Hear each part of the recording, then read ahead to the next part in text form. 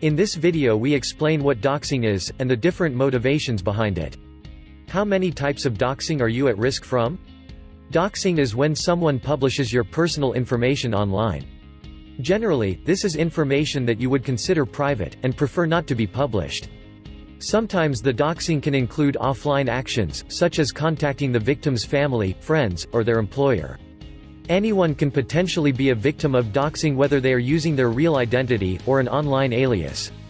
The most common information published are things like a person's full name, address, private phone number and email.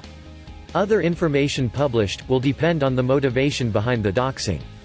When the doxing is embellished with unsubstantiated facts or allegations, it becomes a form of online harassment, or character assassination. There are many different motivations for doxing. I have put them into 5 categories. Personal vendetta, personal rivalry, political weapon, whistleblowing, and blackmail. When doxing is motivated by a personal vendetta, the doxer knows the victim on some personal level, and is motivated by a dispute or grudge. The objective is revenge. The doxer is often a vindictive ex-spouse, boyfriend or girlfriend, or family member. They can also be an ex-business partner, disgruntled employee, or anyone else the victim might have a disagreement with. Doxing can be used by a rival of the victim. The doxer may or may not know the victim personally. The motivation is often a rival wanting to discredit a competitor, or derive some other benefit. Trolls, sociopaths and psychopaths also fall into this category. For these online sickos, it's just part of a game. Their motivation is to exercise power over the victim. They enjoy the anguish and pain they can cause in the lives of their victims. Doxing has become a weapon of many political activists. The doxer seldom even knows the victim personally. They strongly disagree or disapprove of the victim on some ideological or moral grounds. The objective of doxing is to shame or wreak havoc in the victim's life. This often includes trying to get the victim fired from their employment or removed from some position they hold. It is also common for the doxer to encourage others to harass the victim.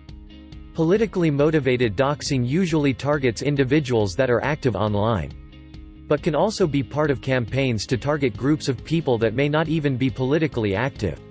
The following are some examples of groups being politically doxed.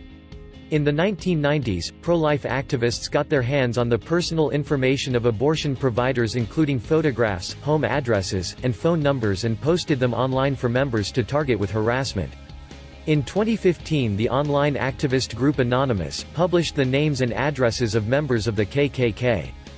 Also in 2015, a group calling itself the Impact Team demanded that the dating website Ashley Madison, which promoted extramarital affairs, close down its website, and when this demand was not met, the group published over 25 gigabytes of data, including personal information on members, which was reported to have resulted in many relationship breakups, and even suicides.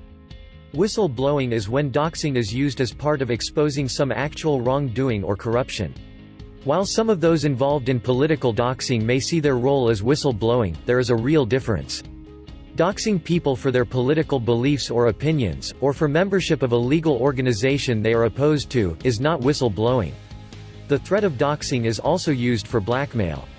The demand might be for money, or an action the victim is required to take. The blackmailer may publish some information to frighten the victim into complying with their demands.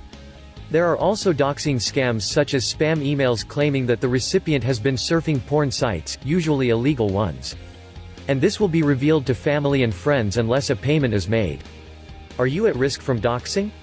It should now be apparent that just about everyone can potentially become a victim of doxing. If you express strong opinions on controversial topics, then your risk of doxing is understandably much greater. But even keeping a low profile, avoiding conflicts, and refraining from expressing any controversial opinions will only help to minimize the risk. Here are some more suggestions to minimize the risk of doxing. Keep the amount of personal information you publish online to a minimum, and lock down your social media accounts.